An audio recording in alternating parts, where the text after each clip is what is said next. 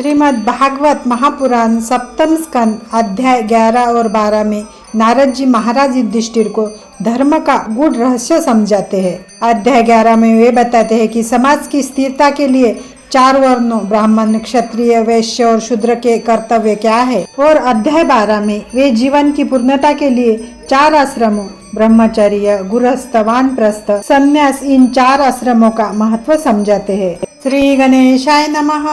श्रीमद् भागवत महापुराण सप्तम स्कंद अध्याय 11।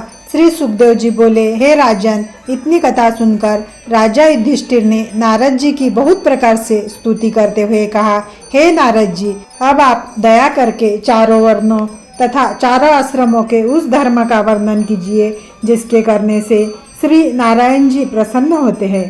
नारद जी बोले, हे परीक्षित, जिस मनुष्य में यह सब गुण हो उसके संबंध में यह समझना चाहिए कि वह धर्मात्मा है तथा उससे श्री नारायण जी प्रसन्न रहते हैं। पहले तो यह कि वह मनुष्य सत्यवादी हो, कभी झूठ न बोलता हो। दूसरे यह कि उसके अंतःकरण में दया रहती हो, पराये आदमी को दुखी देखकर अपनी शक्ति के हिसाब से उसका दुख दूर करने का प्रयत्न करता हो। तीसरे यह कि अपनी सामर्थ्य के अनुसार दान देता हो, अकेले भोजन न करता हो, जो भी उत्तम पदार्थ उसे खाने के लिए प्राप्त होते हो उनमें ब्राह्मण आदि 4 वर्णों का भाग निकालकर अंत में स्वयं खाता हो। चौथे, वह अपना हृदय श्री नारायण जी की भक्ति एवं पूजन में लगाए रहता हो, उन्हें नविधा भक्ति द्वारा प्रसन्न रखता हो। 5वें, लालच को त्याग कर संतोष रखता हो तथा सांसारिक माया मोह से विरक्त रहकर साधु एवं महात्माओं की सेवा तथा सत्संग करता हो। 6ठे, वह श्री नारायण जी के अवतारों की लीला कथाओं को प्रेम पूर्वक कहता सुनता हो तथा जीव हिंसा का त्याग कर चुका हो। 7वें, यह कि इन सब बातों को यथा नियम चलाने के लिए जितना अधिक हो सके उतना ध्यान रखता हो। जो मनुष्य इन शुभ कर्मों में से कोई भी कर्म नहीं करता उसे पशु के समान समझना चाहिए। हे राजन, 4 वर्णों तथा 4 आश्रमों के लोगों को श्री नारायण जी की भक्ति करनी चाहिए।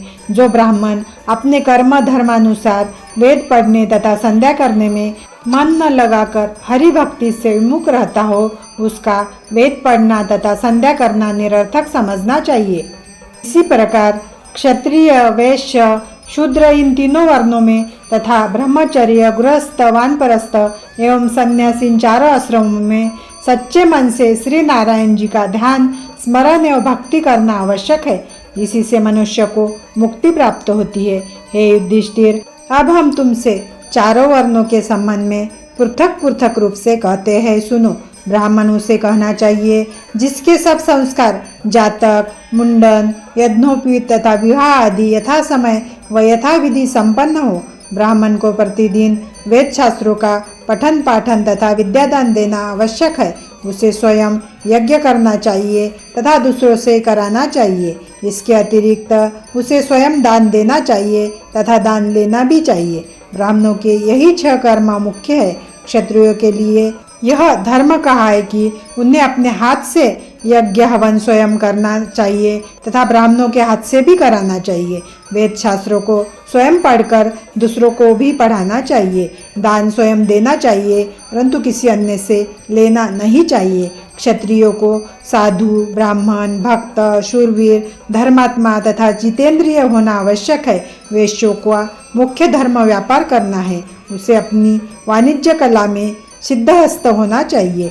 देवता तथा ब्राह्मणों के प्रति भक्ति रखनी चाहिए एवं क्षत्रिय तथा ब्राह्मण की समानता नहीं करनी चाहिए। शूद्र का यह धर्म है कि वह 3 वर्णों की सेवा करता हुआ अपने कुटुंब का पालन करे। शूद्र को वेद के मंत्रों से यज्ञ तथा हवन नहीं करना चाहिए। हे युधिष्ठिर, ब्राह्मण देवता के समान होता है, अंत उसे नौकरी तथा मनुष्य की सेवा करना वर्जित है। यदि कोई यह कहे कि द्रोणाचार्य जैसे ज्ञानी तथा महात्मा ब्राह्मण ने दुर्योधन की नौकरी क्यों की थी, तो उसका समाधान यह है कि द्रोणाचार्य का पुत्र अश्वत्थामा जब बालक था तब वह एक दिन किसी अन्य बालक को दूध पीते देखकर अपने पिता से यह कहकर हट करने लगा कि मैं भी दूध पीऊंगा। उस समय द्रोणाचार्य इतने दारिद्र्य थे कि दूध खरीदकर अश्वत्थामा को पिलाने की भी उनमें सामर्थ्य नहीं थी। अंत उन्होंने दूध के स्थान पर खड़िया मिट्टी को पानी में मिलाकर अश्वत्थामा को पीने के लिए दिया। अश्वत्थामा ने भी उसे दूध समझकर पी लिया। उस समय द्रोणाचार्य ने अपने मन में यह विचार किया कि मेरे ऐसे जीने को धिक्कार है जो मैं अपने पुत्र को पीने के लिए पाव भर दूध भी नहीं ला सकता। इसी दुख से दुखी होकर द्रोणाचार्य राजा दुर्योधन के पास जाकर रहने लगे, परंतु वहाँ भी उन्होंने अपना कोई मासिक वेतन नहीं बांध रखा था। हे युधिष्ठिर, हमने तुमसे चारों वर्णों का धर्म कहा, अब स्त्रियों का धर्म सुनो। स्त्रियों को चाहिए कि वे अपने पति की आज्ञा का पालन करें तथा कभी किसी के प्रति कठोर वचन न कहे। उन्हें अधिक लोभ नहीं रखना चाहिए। अपने पति तथा बड़ों की सेवा शुद्ध हृदय से करनी चाहिए। अपने रहने के स्थान को पवित्र रखना चाहिए। श्री नारायण जी की कृपा से जो भी वस्त्र आभूषण प्राप्त हो उन्हीं को धारण करके प्रसन्न रहे। अपने पति से कभी झूठ न बोले, सदा संतोष करे। जो स्त्री अपने कर्मों के फल के अनुसार विधवा हो जाए उसे किसी भी वस्तु से अपना पेट भरकर तथा वस्त्रों से शरीर ढककर सदैव श्री नारायण जी का भजन करना उचित है। विधवा स्त्री को उत्तम वस्त्राभूषण तथा श्रृंगार आदि का परित्याग कर देना चाहिए। जो स्त्रियां इस प्रकार अपने धर्म पर आरूढ़ रहती है वे मृत्यु के उपरांत वैकुंठ लोक में जाकर लक्ष्मी जी के समान अपने पति के साथ सुखोपभोग करती है। हे युधिष्ठिर, चारों वर्णों के मनुष्य को चोरी आदि कर्मों से दूर रहना चाहिए। इन चारों वर्णों के अतिरिक्त जो अन्य लोग वर्ण संकर हो गए उन्हें यह चाहिए कि उनके कुल में जो धर्म कर्म चला आ रहा हो वो उसी का निष्ठापूर्वक पालन करे। इति श्रीमद्भागवत महापुराण सुख सागर कथा सप्तम स्कंद अध्याय 11वां समाप्त। श्री गणेशाय नमः। श्रीमद्भागवत महापुराण सप्तम स्कंद अध्याय 12वां। नारद जी ने कहा, हे राजन, हमने तुमसे चारों वर्णों के धर्म का वर्णन किया। अब हम चारों आश्रमों के धर्म कहते हैं, उन्हें सुनो। ब्रह्मचारी का धर्म यह है कि जब किसी मनुष्य को ब्रह्मचर्य व्रत लेने की इच्छा हो तथा उसके माता पिता आज्ञा दे दे तब उसे 20 वर्ष की आयु में गुरु के घर जाकर रहना चाहिए तथा एकाग्रचित से गुरु की सेवा करनी चाहिए। उसे गुरु की आज्ञा अनुसार विद्या पढ़नी चाहिए तथा गुरु की सेवा को विद्याध्ययन से भी अधिक श्रेष्ठ समझना चाहिए। उसे प्रातःकाल एवं संध्या के समय गुरु श्री नारायण जी, सूर्य एवं अग्नि आदि देवताओं का विधि पूर्वक पूजन करना चाहिए। उसे जटाएं रख लेनी चाहिए तथा मस्तक और दाढ़ी आदि किसी भी अंग के बाल भी नहीं मुंडवाने चाहिए। वह जो भी भिक्षा मांग कर लावे उसे गुरु के सामने रख दे।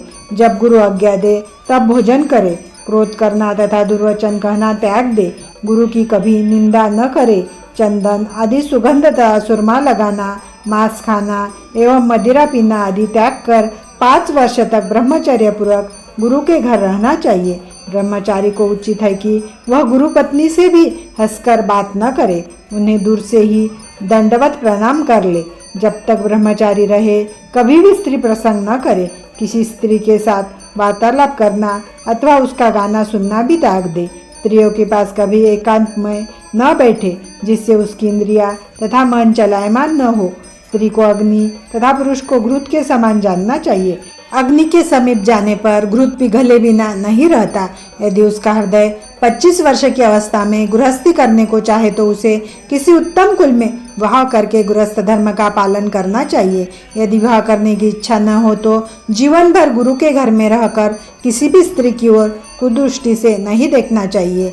हे युधिष्ठिर, वानप्रस्थ आश्रम का धर्म यह है कि जब गृहस्थाश्रम में रहते हुए मनुष्य की आयु 50 वर्ष की हो जाए तब उसे अपनी स्त्री सहित वन में जाकर श्री नारायण जी का भजन एवं तप करना चाहिए। वहाँ कंद, मूल, फल आदि के अतिरिक्त खेत में उत्पन्न हुआ अन्न न खाए। कंद, मूल, फल न मिले तो वृक्ष के पत्ते खाकर ही रहे, परंतु फल अथवा पत्तों को वृक्ष से तोड़ना नहीं चाहिए। जो स्वयं टूटकर पृथ्वी पर गिर पड़े हो उन्हीं का सेवन करना चाहिए। वन में अपनी स्त्री सहित एकांत में रहना चाहिए तथा वलकल के वस्त्रों को धारण करना चाहिए। वहाँ यदि कोई अतिथि अथवा भिखारी आ जाए तो उसे भी कंद, मूल, फल ही खिलाने चाहिए। उन्हीं फल आदि से हवन करे। शोर कर्म करना छोड़ दे, वर्षा ऋतु में मैदान में बैठे, जाड़ों में जल के भीतर रहे तथा ग्रीष्म ऋतु में अपने शरीर को पंचाग्नि में तपावे। इस प्रकार तपस्या करता हुआ 1 वर्ष, 2 वर्ष, 4 वर्ष, 8 वर्ष अथवा 12 वर्ष जब तक हो सके ब्रह्म का विचार करता रहे। अंत समय वह स्वयं ब्रह्मरूप हो जाता है। इति श्रीमद्भागवत महापुराण सुखसागर कथा सप्तम स्कंद अध्याय 12वां समाप्त।